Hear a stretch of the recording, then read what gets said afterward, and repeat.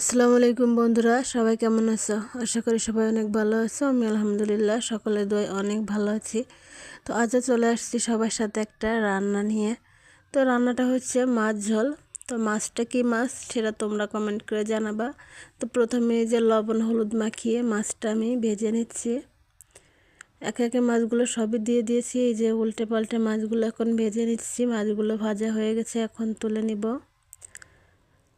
মাছগুলো একটু একটু ভেঙে ভেঙে গেছিল, তো কি আর কিছুই করার নাই। তা মাছগুলো তুলে নিয়ে এই যে আমি কড়াইয়ে পরিমাণ মতো তেল দিয়ে নিয়েছি। তো এখানে মাছ ভাজি করা তেলটুকু দিয়ে দিয়েছি।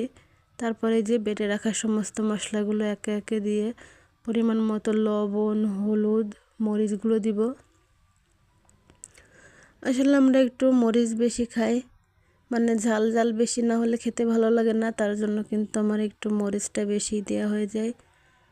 এই যে মশলাটা সুন্দর করে কষিয়ে নিয়ে মাছগুলো দিয়ে দিয়েছি। মাছগুলো দিয়ে একটুখানি নেড়ে আমি অল্প একটু পানি দেবো এখানে সেদ্ধ হওয়ার জন্য, মানে জাল হওয়ার জন্য। মাছে তো বেশি জাল লাগে না, অল্প জালে মাছ রান্না হয়ে যায়। তো পানিটা আমি অল্প করে দিয়েছি। আসলে রান্নাগুলো কিন্তু আমি যেগুলো করে থাকি সাধারণই রান্না, এটা কম বেশি সবাই পারে। তো আমি কাউকে শেখানোর জন্য রান্নার ভিডিও শেয়ার করি না, এমনিতে আমার ভালো লাগে তাই ভিডিওগুলো শেয়ার করি। কারণ এটা তো সাধারণ রান্না, এটা সবাই পারে।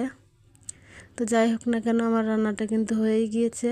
তো সবার কাছে কেমন লাগছে অবশ্যই লাইক কমেন্ট করে জানাবা। সবাই ভালো থেকো, আল্লাহ হাফেজ।